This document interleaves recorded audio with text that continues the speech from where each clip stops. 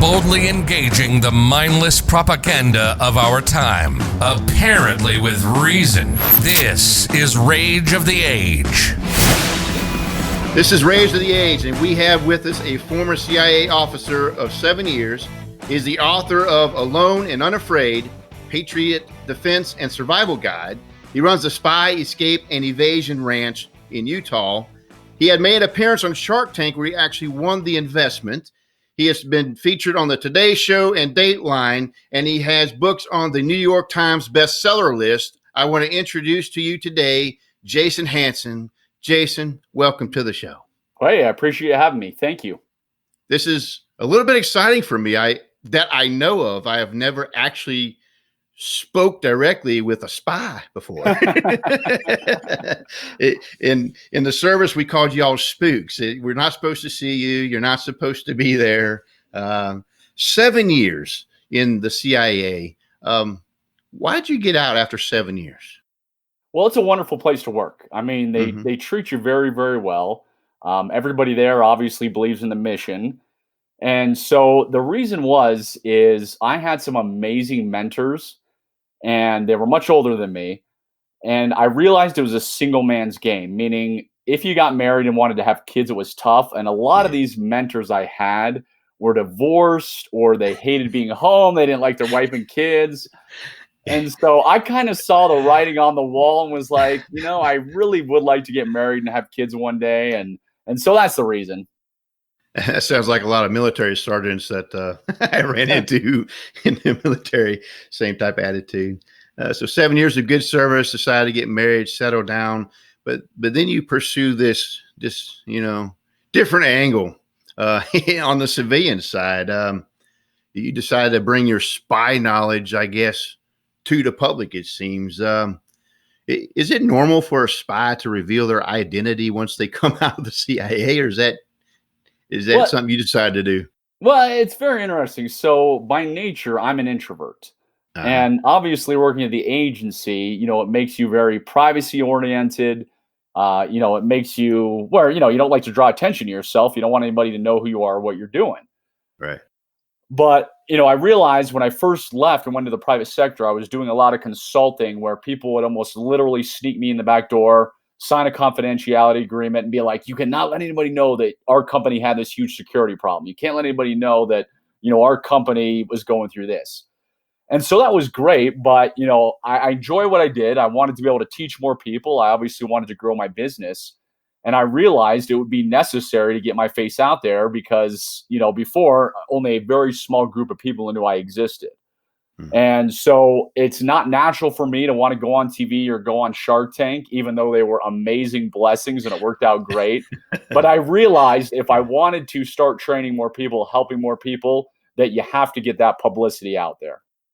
What was like the defining moment where you said, aha, that's it. This is what I want to do. And you left the agency and you decided to go the route you did. Was it like a long period of time thinking about this, or did something just hit you in the head like, this is what I need to do?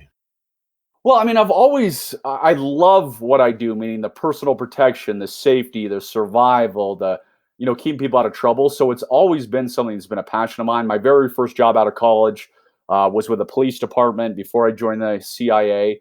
And so it's always been kind of in my DNA. So it was pretty much just a natural progression where, hey, I learned all this amazing stuff at the CIA, and now I can pass it along because, the vast majority of it you can apply to civilians, meaning you get gun training, and I'm a gun owner and people want to know how to shoot better. If you want to make sure you're not being followed, obviously that's a huge part of the CIA, making sure you're not being followed around to places.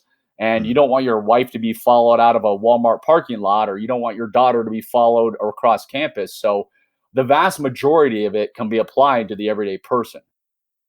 So when you wrote Alone and Unafraid, what was the goal of writing that? Because you have all these different aspects of your spy training, I guess, these different skill sets that you're wanting others to learn. Is it mainly for the safety side that you were looking at doing? Yeah, I mean, it was to put together. I mean, that book is 520 pages, And it's me, it's some, former Navy SEALs, some other former Special Forces guys. Oh, okay. So I kind of wanted to, quote unquote, put together a survival Bible. So it covers everything from home defense to cybersecurity to, again, gun training to a variety of things regarding preparedness, water, food storage. So I wanted to, kind of be a one-stop shop of, hey, here's this book. You're going to learn a tremendous amount of things from it. I remember in the service, there was a point where I was thinking I'll get out and run this service camp for people to train and learn all these different aspects of, doing what I did best. I'd train other people to do it.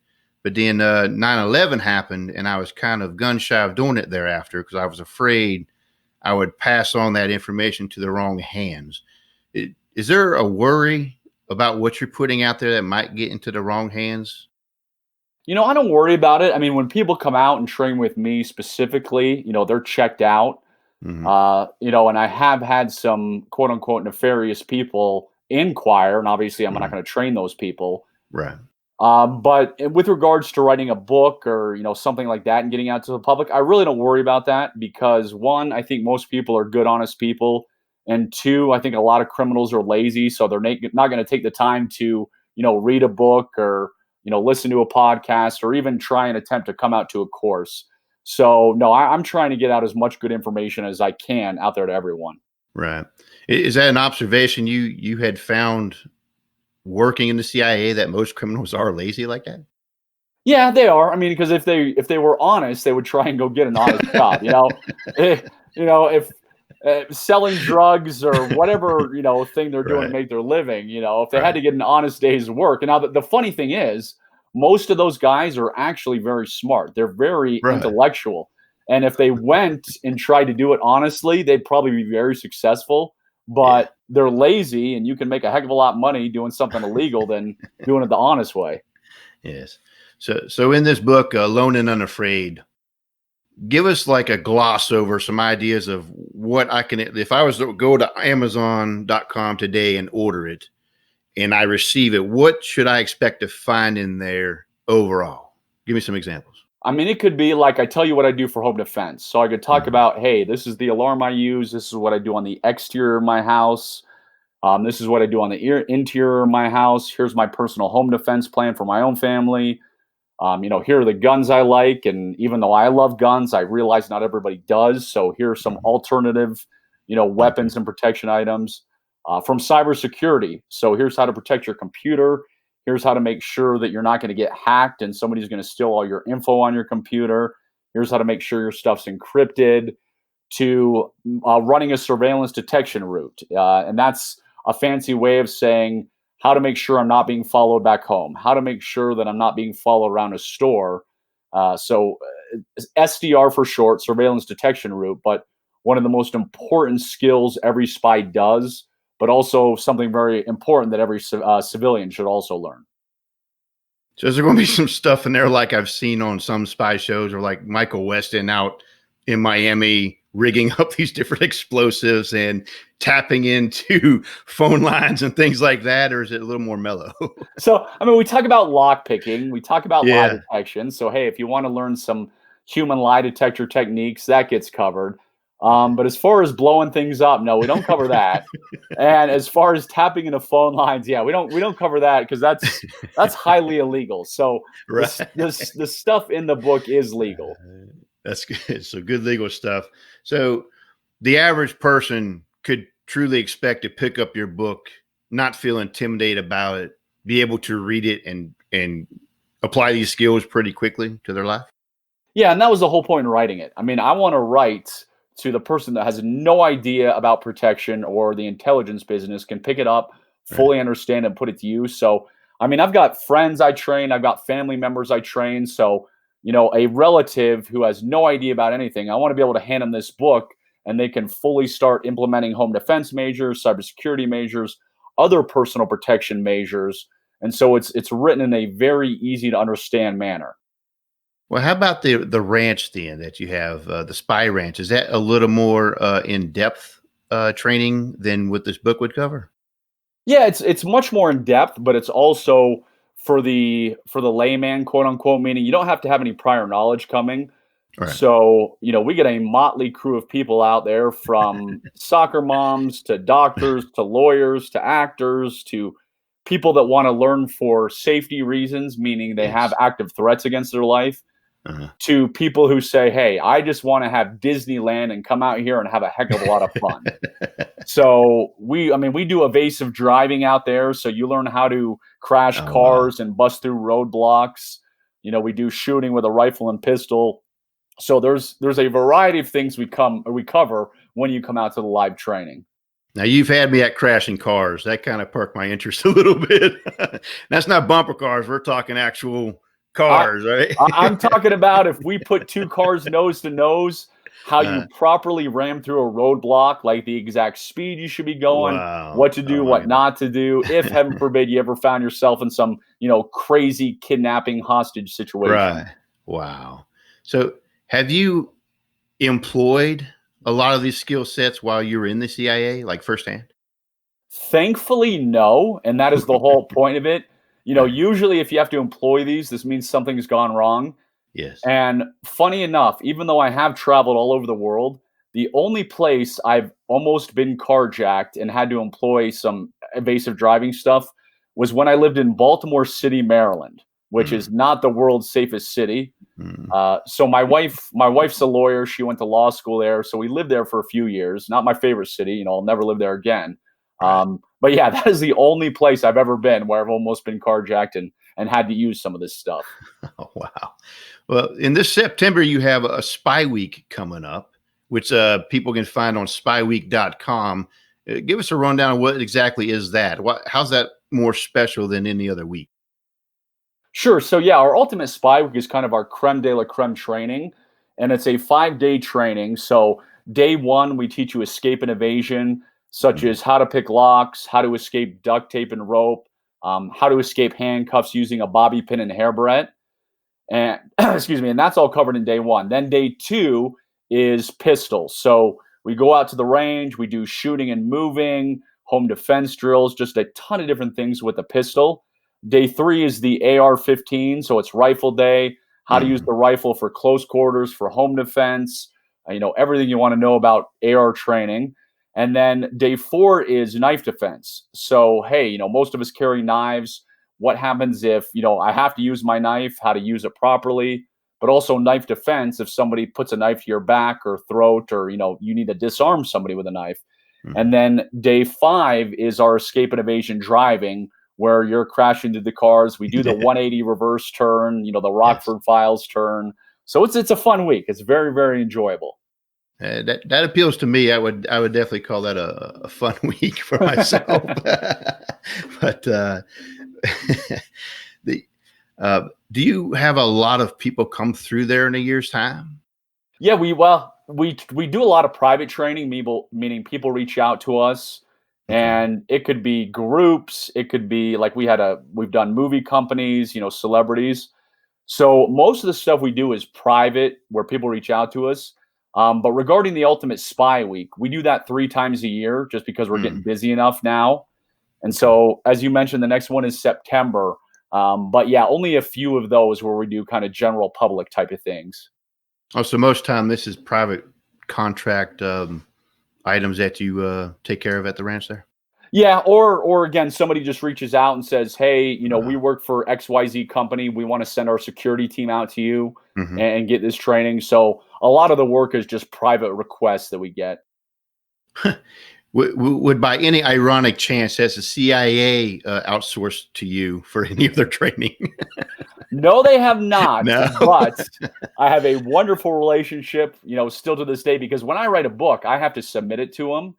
So they still have to review it to make sure there's no classified material in there. So yeah, I still have an ongoing relationship, and they've been great to work with. So is that like the spy shows where you call them up and say, hey, I need a favor?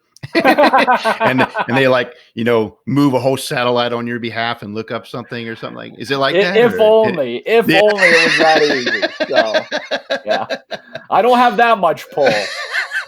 Yeah, I can imagine, they get called all the time. Sure, I'll just do you a favor. I'll just And we all would be in jail if that happened. So that's what I figured. I was like, you can't really be doing that. No. I don't care how big of a buddy you are. Exactly. Wow. All right. Well, I remember reading on one of your websites about the book Alone and Unafraid. And one of the things you point out is that it's getting more dangerous here in the States. And I believe the way you worded it was, and no, you're not imagining it. It's worse than you think. What are you seeing to prompt that? Well, I mean, nowadays with everything that's going on, that the media puts it out enough that people know how bad it is. But I mean, I'll give you a unique example is, I tell people not to go to Mexico. So, I have clients that want to travel who have to do business there, and I go over extreme security precautions. But when people come to me and they want to take a vacation there, I say, listen, there's a million places in this world that have great beaches and are a lot safer than Mexico. I would never, ever go there. I personally won't go there. So it's one of those things like where if you knew how dangerous it was in Mexico behind the scenes, you would never step foot in there. And that's, again, for cities now, places like Chicago, Baltimore, people know how bad it is, but there's still a lot of the underground things that the average person doesn't hear about. And a lot of it does get covered up. And I'm fortunate where I still have a good network of people where they fill me in, they tell me what's going on. So it's just, I would not, quote unquote, bury your head in the sand. I'm a firm believer that you always need to stay alert. And I live in a small town in Utah now. I purposely live here. It's very safe. It's very comfortable. But even here, I'm still not letting my guard down. I still carry concealed every day. I still pay attention. I still am aware of my surroundings. Well, I imagine in your 7 years of service with the CIA, you must have, even though you didn't have to employ all those skills all the time, thankfully, you probably observed things or were in on things that were going on that were just quite disturbing to the world and this country, right? Yeah, I mean, it would be things like, again, we know a lot of the media is fake these days and doesn't get it, but, right. There'd be things going on and I would get the truth because I was, working there. And I'd go home and my dad or somebody else was like, hey, did you see this on the news today? And I know what was actually happening. And that was, I joined the CIA when I was 23 years old. So I was young and I was naive. And I was like, wait a minute, this is what's really going on because I know it. I know the facts and the news is saying this, right. you're telling me the news isn't always right. So, that was a big thing to me back in the day. Right. So, yeah, I mean, a lot of it still goes unreported.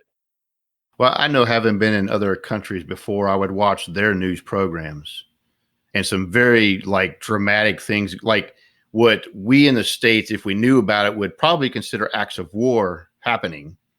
But back home, nothing, not the slightest bit of coverage whatsoever. And I was always baffled by that. But I guess we're a very safe country, most of it, in general, speaking in general. We're very fortunate, even with all that's going on, that we're not like some third world country in a lot of these dangerous places. So, yeah, some, things happening over there where, it's horrible and it's like, holy crap, but they're more used to it. It happens all the time. We never report on it because we're more sheltered here. We're still in our United States bubble, if you will. I hope you're enjoying today's episode. If you really like Rage of the Age, we will encourage you to leave a review on the platform that you're listening to. But especially if you would like a copy of my book, Not in the Wind, Earthquake, or Fire, which is a first-hand account of my second deployment to Iraq, and it's filled with many spiritual insights. I'm going to give away 10 copies for free, and every week I will give out a copy for someone who leaves a review of this podcast. You can do that by going to Twitter, write your review, and then hashtag it Rage of the Age Now. Or you can go to Facebook, find our page, Rage of the Age, click the reviews, recommend us, and then write in your review. I hope next week to give away a copy of Not in the Wind, Earthquake, or Fire to someone who leaves a review. You're listening to Rage of the Age. Rage of the Age. Politics, religion, economics, and history with a conservative bend. Do you believe the media then presents things in a sheltered fashion? Yes and no. Meaning, if it, we know the media is very biased, and it's Mhm. what do they want to put in their agenda? Meaning, Right. what does the media want to spin? So, stuff that happens here in the United States where, some guy robs a little old lady and the lady defends herself and shoots him. Well, they'll sensationalize that to, hey, the guy was a choir boy who, never did anything wrong, and that little old lady was, Rambo with a wig on, and that kind of spinning they always do if it suits their agenda. Right. So that's the kind of stuff that the media likes to focus on here in the US. Definitely. I haven't noticed anything yet about you, but have you received any public negative coverage concerning the things you're doing and the material you're putting out there? I get some nut jobs. I mean, I'll get a few death threats a year Wow. where people just say crazy things. We'll get some crazy emails, crazy voicemails. It comes with the territory. I will before we get to the next thing, I do got to tell you a story though. So Okay. one time I'm teaching one of my gun classes, and this lady comes to me and she says, Jason, I used to think you were the worst person in the world. I hated you. I thought you were horrible for Uh, teaching people how to use guns. I used to think guns are evil. Nobody should have guns but the police. And she's yeah. going on and on. And finally, I'm like, lady, why in the heck you here then? And she says, she lived in a rougher area in the Washington, D.C. area. And she Mm, says, somebody broke into my house and raped me. And, by the time the police got there, he was long gone. I had nothing to defend myself. They've never caught him. And I'm a single woman. And now I realize that I need a gun to protect myself as a single woman. And I thought to myself, like, that is obviously a horrible way to realize that a gun is a wonderful protection tool. But that's what it took for this woman to come and take my training and realize that guns weren't Satan, or, guns weren't the devil. right. Well, I guess that's part of the motivation in what you put out there is for people to be able to defend themselves. Yeah, absolutely. I mean, I've trained now, I've been doing this for 10 years. And so I've trained thousands upon thousands of people. And thankfully, only a small percentage of them have ever used this in a life saving scenario. But there is that small percentage, which is awesome. We had a woman who two men tried to kidnap, and this was a small, petite woman. She was Mhm. able to escape using the stuff I taught. We had a guy who was attacked at a gas station, used the stuff I taught to save himself. So even though it's a tiny percentage, it's obviously very important to those tiny percentage whose lives got saved.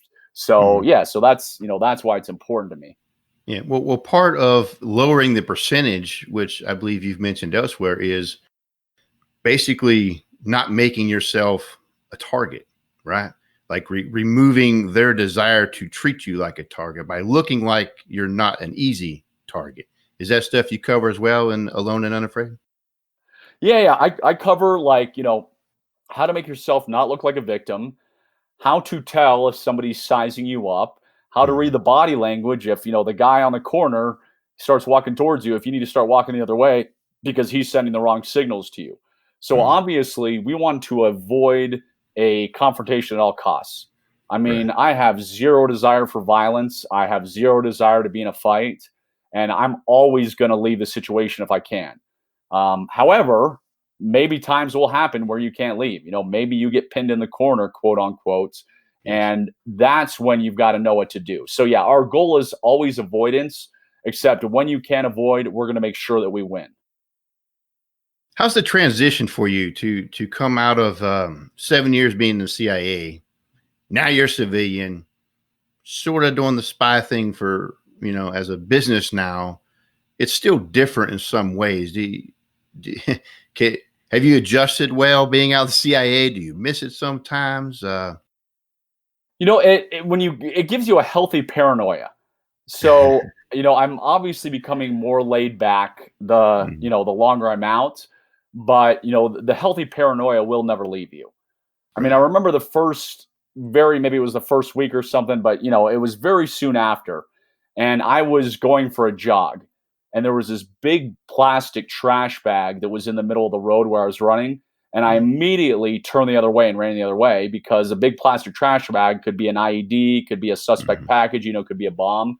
Yes. So yeah, excuse me. Again, you're always a little paranoid, But it's good. I mean, I don't mind it. It's not like I walk around like a crazy person, looking around like, not being able to sleep. It gives me a healthy situational awareness. Right. I think situational awareness is a healthy thing, and being able to defend yourself is an American right, I would even say. The material, and that's why I wanted to have you talk about some of this today, is most Americans don't know how to defend themselves. Not even sure how to the first steps to take, where to go.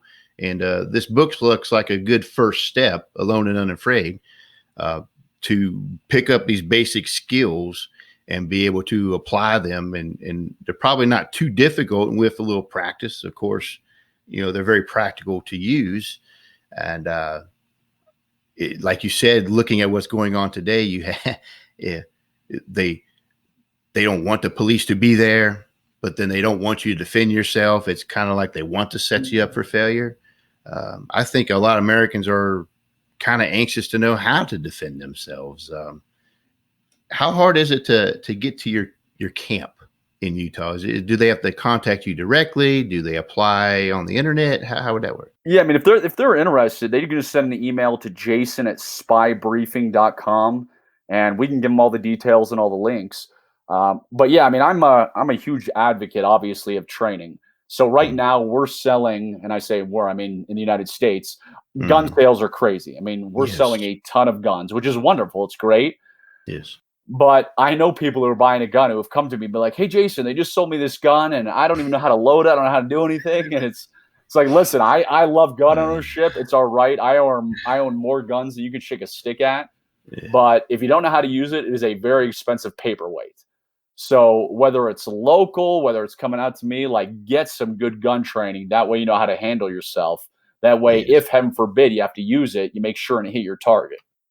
Yeah, training with what the tools you have is definitely a necessity. Other than a paperweight, it could actually be something that hurts you if you right. Yeah, exactly. You loading it backwards or some other crazy thing, and it goes bad for you. So yep, you're right. I see. Also, you were talking about on your website about immigration with illegal immigrants who have criminal records are just allowed to roll on in, and that you believe the count of jihadists like ISIS are way higher than the media is reporting. Is this basic negligence on their part, or do they just not know? Well, it's hard to know. I mean, it is common sense that if you're trying to get into this country, you're going to go where the poorest border is. So you're going to try and blend in with the caravan. I mean, that's, spying 101, if you will, is you want to blend in with your surroundings and not stand out, kind of thing. Right. And so what people don't realize about a lot of countries in this world, meaning China, meaning Russia, is they will put sleeper agents in this country and they play the long game. Meaning they'll send somebody here for college and they may not activate them for 10 years or 20 years or till they get that job they've been hoping for. Yes. So the American intelligence business doesn't really work like that. We don't really play the long game and have that much patience. But I mean, I'll tell you, China is our number one threat. China is in universities. They're everywhere, and they have extreme patience for sending some, 18 or 19-year-old kid and waiting for him to get that job at Apple or, whoever, at Google, at Amazon, where they can start the hacking and the infiltrating and what their end goal is. Yeah, I remember a few episodes back, we had David Kilcullen, a guest with the show, who wrote a book about how the rest of the world, or the dragons and the snakes, how the rest of the world learned to fight the West. And we had a good discussion about China and their long-seeing patience, and they see ways of fighting war without fighting it and without provoking response. And the long game, like you're saying, with the sleeper agents and all, is definitely right up their alley to do. Is this at dangerous proportions now, you think? Oh, yeah. Yeah, I mean, China is our number one threat. So, everybody thinks it might be Russia, it might be Iran, but China is without a doubt the number one threat in the world, just because they have so many spies in this country at every level, from, again, businesses to the universities to everywhere. And so, we need, and I know the FBI is working their tail off and they're just overwhelmed because there's so many Chinese espionage threats are going on. But yeah, absolutely, it's worse than most people could ever imagine. Yeah, I don't think most of the country realizes the threat that China does pose unless it's in the news and somehow Trump's name gets tied to it. But Well, it's the Chinese are yeah, again patient, but they're very good. Meaning the Chinese are always polite. They smile at yes, you, but they hmm will slit your throat when you turn around. They will stab you in the back. They are very, very hmm deceitful, and that's part of their culture. It's natural yes, to be deceitful. So that's what people don't realize is, oh no, that professor at the university who's so kind and smiling. It's like, yeah, right. There's a hmm very high chance that he's a spy feeding back information. And what these guys do is I keep mentioning universities because I know for a fact that they're in multiple universities. hmm Um, and they're not in there to necessarily steal stuff, but they're recruiting, meaning they see somebody who comes through who's smart and they'll hmm recruit them and say, hey, it's obviously a very long process, but at the end of the day, hey, I'm your professor, you're a smart student. Why don't you come and spy on the United States for China? Why don't you come and work for Chinese government and hmm go, spy on the US? So that's what they're doing. Do you think that China has a role in the apparent eruption of communist thought in our universities? Oh yeah, absolutely. I mean, I fully believe that. Um, Yes. China has their hands in everything. They've got a lot hmm of money as a country. They've got a lot of people. And, hmm one of the wonderful things about the US is how open we are, meaning, you can come here, you can learn, you can do all that. We're a very free society, which is great. hmm But at the same time, that makes it easy for somebody to come in and, steal our trade secrets, to, brainwash our students to spit out communist desires. And that's exactly what they Right. do. Yes. Well, I know China has bought up property over the world. They move into key strategic positions. They're seeking ways of securing more oil and other natural resources, expanding naval bases out in the South Pacific in the middle of nowhere, claiming it is theirs, increasing their number of aircraft carriers and ships. I mean, I don't see how you can look at all that, and that's just public knowledge, much less the other knowledge, and not think they're a threat. It just you do have your head buried in the sand. I'm They're baffled by that. they're very strategic about it. I mean, if Mhm. somebody told me, "Hey, the Chinese just bought a house in, my neighborhood to, help some foundation, blah blah blah," I'd be like, "Yeah, right. All right, the Yeah. Chinese are setting up here for, it's like, Right. anything they do, I don't trust them worth a darn." Wow. Goodness. Have you happened to had any constituents work with you from Hong Kong at your ranch or anything like that? Or That I have not. I mean, we've had people travel yeah. from all over the world, but Huh. no, I have not had anybody from Hong Kong. Yeah. That would be an interesting twist, because I mean, the things have been going on there between China and Hong Kong have obviously escalated in recent time with what's Yeah, going yeah, on. yeah. So It's a powder keg. I mean, everything is a powder keg these days. it baffled me, because I remember back whenever, what was it, the 90s, when Hong Kong was turned over from the United Kingdom to China under a certain agreement. Yep. Even then, and I was younger, I was like, well, they're not going to abide by that. They're China. They're just going to swallow them on up. And sure enough, here we are watching it happen. I'm like, why are you all actually confused? Like, we knew this was going to happen. Right. Yeah, yeah. I mean, yeah, yeah. It's like China, Russia, if they ever say Yeah, they're gonna do something, it's like, come on, you seriously believe that? Like, give me a right. break here. Yeah, exactly. So, well, you have other, I don't know what else to call them, spy books that are out, as well as this one, Alone Afraid. What are some other books that you have out there, and are they different, or are they in a similar vein?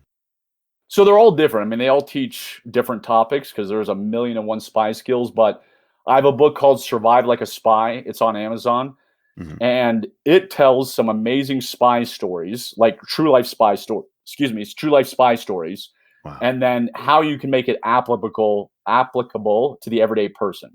So these are operations that had never been revealed before. Again, I had to get the agency to approve, letting Yes. me share this information. There's no classified material.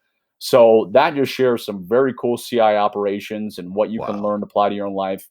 And then I have a New York Times bestselling book called Spy Secrets That Can Save Your Life, which is also on Amazon. And that just teaches other aspects because there's so much when it comes to personal protection, which is obviously why I've written multiple books. Mm-hmm. So it's almost like you have a trilogy out there of spy yeah, it's secrets pretty much going it. on. Yep. So, and apparently, have been many of them been well reviewed or well received, being on the New York Times bestseller. You have clients from all over the world flying to you to learn what you have to teach. And have you ever had a customer just not happy with the services you've provided? I will tell you a funny story. So yeah, again, we've trained thousands of people, and I'm talking about my live training events. And only one time did somebody ever ask for the refund, and I happily refunded them because they were so nuts. So this was a larger group. I was doing a live training, and it was a 2-day event. And at the end of this 2-day event, this guy came up to me, and he'd been normal before, but it was a big enough group where I hadn't, got to know everybody individually. Mm-hmm. So at the end of this 2-day event, he comes up to me and says, "Okay, Jason, now, I'm ready for you to get me a job at the CIA." And I'm like, "What are you talking about?" And he says, "Well, you said you could help me get a job at the CIA." And I said, "No, I never said that. I mean, the agency is a very difficult place. And I guarantee you those words have never left my mouth." And he said, "Well, I came here because, I wanted to get a job with the CIA. And after 2 days of training with you, I thought you could help me get a job." And then he became really bizarre. And it was like, "Buddy, I'm going to refund you because if you think after 2 days of training with me that you can get a job with the CIA, it is very difficult." So that's probably the bizarre encounter I had. Wow. I can imagine the CIA gets like thousands of applications that never even get to try out, right? Yeah, I think somebody told me a while back they were getting like 2,000 applications a day. Wow. So yeah, they're getting hundreds of thousands of applications every year. But if they come to Jason Hanson for 2 days, they can fast track that, right? Do not say that. That's interesting. Wow. Oh, goodness. So, well, how long have you been doing the private side, having come out of the CIA then? How many years you been doing with this? So I left the agency in 2010. So it's pretty much our 10-year anniversary this year. And it's been wonderful. It's been a huge blessing, and I've enjoyed it a ton. Your wife's okay with you doing this still? Yeah, I don't travel as much because I've got 5 kids. Right. Okay. So I used to be on the road a ton and all that kind of stuff. But now it's got to be a really important opportunity or, really big, important type of thing if I'm traveling or going overseas or any of that kind of stuff. So yeah, as long as I'm not on the road all the time, my wife is good to go with it. Well, that's good then. Well, I'm glad you can be home a lot more than probably you used to be. Like you said, that's one of those agencies. It's a single man's game. Yep. If you're going to do it for a long period of time, it's hard to take a family through it. Jason, I definitely appreciate the service to our country. I thank you for the work you've put out there so that Americans can learn to begin to recognize threats and to defend themselves. And it was definitely a pleasure having you on this show today. Hey, this was great. This was a fun interview. So I appreciate having me, Philip. Thank you. It's time for the question of the week. Last week's question was, are there politicians who are targeting Christians and churches in this country? And we have a response from Philip J. Cox who says, probably. Does it really matter, and should we really be shocked that there are? The Bible is very clear that in this world we will have tribulation and persecution. I like that response, and one of the reasons I asked that question is to bring it to the forefront because there tends to be this belief that there is no persecution of Christians whatsoever in this country, that maybe it's even made up. But this week's question of the week is, when is it okay to deny someone their right to defend themselves? I'm going to post that question on Facebook, on the Rage of the Age page, and also on Twitter, Rage of the Age Now. When you see that question, interact with it, and I will consider one of those responses for next week's episode. Again, the question of the week is, when is it okay to deny someone their right to defend themselves? You're listening to Rage of the Age. Rage of the Age. Politics, religion, economics, and history with a conservative bend. Welcome to the essay segment. I hope you really enjoyed the interview of Jason Hanson. It was a really fun interview to have with him. But one of the things that stuck out with me that he was talking about is when he was talking about the young woman who thought that originally he was a very evil man for the things that he was teaching people on how to protect and defend themselves and how to use weapons mainly. It was the apprehension against the weapons that really turned her off against him. And of course, naturally, when he heard this story, he asked her, well, then why are you here? Why are you here for my training if you absolutely despise me? And then he explained the story of how she was a single woman living by herself. Someone broke into her premises and raped her. And of course, the police show up, long after the event, and she realized she has no way of really defending herself, and that the whole depending on the police or the government to protect you obviously fell through. And that's very common. It's not like that's a once in a blue moon case. Usually the police arrive after an event has already taken place, and that's the sad reality. And it's not because the police want to miss it, and it's not that they're not trained to intervene, because sometimes they do. It's just the reality is that criminals are opportunistic. That's just their nature.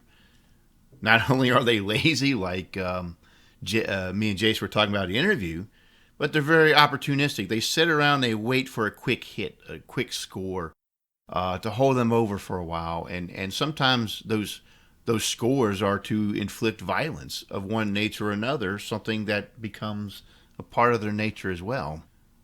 When they hit, they don't hit targets that are hard. They look for those who they think are weak. They look for those who believe they can't defend themselves. That's what makes their crimes all the more heinous, because it's like you picked on the most weakest person you could find. Well, of course they did. They know it's going to be easy to get away with what they're doing. They rarely pick the strongest one and say, I want to take that person on, because they know there's a big risk. If they break in to steal something, they're going to look for a place that they know they can get in, grab what they want, and get out and not get caught. If they see all the security measures there, chances are they're going to move on to another target. And it's the same with people. Now, this lady that he was talking about in an interview eventually decided, I need to have my own weapon and I need to know how to use it to defend myself because of the situation she had went through. And it's that sort of thing that gets me thinking, especially in this day and age. There's a growing number of people who are just almost obsessed to a point of religion, if you will, of religious fervor, determined to take away everybody's guns. And I don't know why. I mean, I know why by their arguments they believe it will somehow end violence, which has time and time again been proven to not end violence. It just ends that type of violence. But it's just an obsession that if the weapon didn't exist, that somehow we would be safe. But that's an absolute lie. It's not true. And I don't understand why it's repeated over and over again, other than it's just ingrained in people's emotions and stark fear that is just ramped up over and over again, that it's this inanimate object that's doing it, not the person who's pulling the trigger.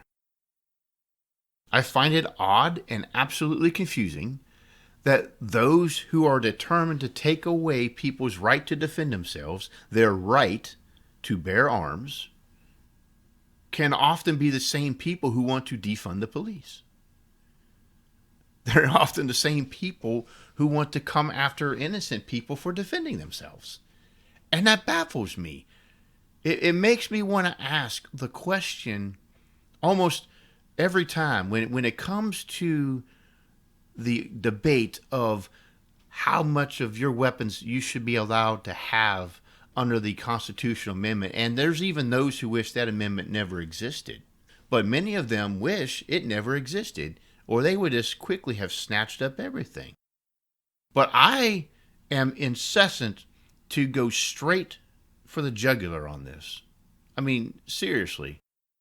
I don't want to talk about guns anymore and whether what we should have or not have and what capacity we should have it and when is it practical, when is it impractical. To me, the heart of the matter is this.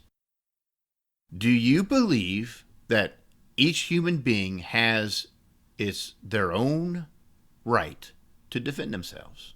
Yes or no? That's really what it comes down to for me. Do we have the right to defend ourselves, yes or no? If you say yes, then you have to allow me to defend myself, and that may include with a firearm. If you say no, then you got a lot of explaining to do. I mean, I can understand if you don't want to defend yourself, maybe. There may be times where you think, you would rather not defend yourself versus defend yourself. But do you believe you have the right to deny everyone else on the planet the right to actually defend themselves? That if someone is trying to rape you, that if you were to defend yourself, you'd be in the wrong? That if someone was trying to break in your house and murder your family, that if you defended your family, that you were wrong? These are questions that, to me, are pretty straightforward. And if your only answer is, well, you can't have a gun, I'm thinking, why don't you want me to defend myself? Why don't you want other people to have the right to defend themselves?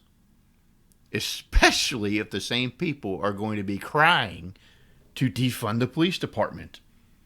I mean, they already respond after the fact most of the time, usually because they're underfunded already, or because their hands are often tied by people who just are upset that criminals actually go to jail. I don't know what it is about them. But now you want to cut that more and then say, oh, and by the way, you can't defend yourself with your own weapons? And we think this is crazy. Maybe you're listening to this, you're like, well, you're blowing things out of proportion, but we have seen the recent case where the couple in St. Louis were defending their home against a mob that was threatening all kinds of things. And from pictures I've seen, they had weapons. And they were threatening to do all sorts of harm on their premise. They had broken into their home. And a big old mob shows up, threatening, and comes to your house. How are you supposed to act? Please don't hurt me. I'm a nice guy? Maybe. I don't know. It probably won't work because they come in with this attitude of, we can do what we want and you can't stop us. And if you listen to their rhetoric, that was exactly what their attitude was. But then this couple happened to have weapons. They stopped that mob from doing any harmful intentions they might have intended to do. And what's the reaction? The government powers that be decide we're going to go and take your guns from you? Explain to me how that works. That's absolute lunacy. Who should be punished? Those who are breaking onto the property threatening harm, or those who defended themselves? Well, apparently if you're anti-gun at any cost, you go after those who defend themselves. That's apparently what it looks like. And it's absolutely bewildering to me. And not just me. Millions of Americans are watching these episodes wondering what is wrong with certain mindsets, that you are so determined to win that you refuse to even allow people to defend themselves. I mean, it's added basically because you think it won't happen to you. We've seen that example in Seattle when the mayor there, Mayor Durkin, thinks it's a funny thing that, all the violence and destruction being done by the mob there is okay, and it's a summer of love. But when they decide to come to her house, all of a sudden it's gone too far and it needs to end. You know why? Because she was exercising her right to defend herself. That's instinctive in every person. But why is it that certain government officials believe it only applies to them? Because people who are trying to vote in these measures to take away people's guns, when they cast their votes in these assemblies and in the Congress, they probably have bodyguards. Bodyguards with weapons, protecting them directly. You know why? Because they are exercising their right to defend themselves, but for some reason they want to deny you that right. I'm glad that Jason came out with his book, Alone and Unafraid. It's not just intriguing. It's not just cool and interesting. It provides a lot of needed skills that apparently we're just going to have to need in this nation that values lawlessness, that encourages evil, and punishes those who does good. Apparently we have to learn to look over our shoulder again. Apparently we have to carry weapons with us everywhere we go because the government's not going to protect you. If anything, they'll blame you for protecting yourself. As he said, gun purchases have gone up in numbers again. I can't imagine why. I wonder why. Well, here's the reason. We, as an American people, and this is a right that I think belongs to people just for being people all around the world, want to know we can defend ourselves. Want to have options when thugs and mobs and gangsters just roll up on you, decide they want to take something from you or inflict harm upon you in one fashion or another, that, you know what, maybe we need the means to defend ourselves.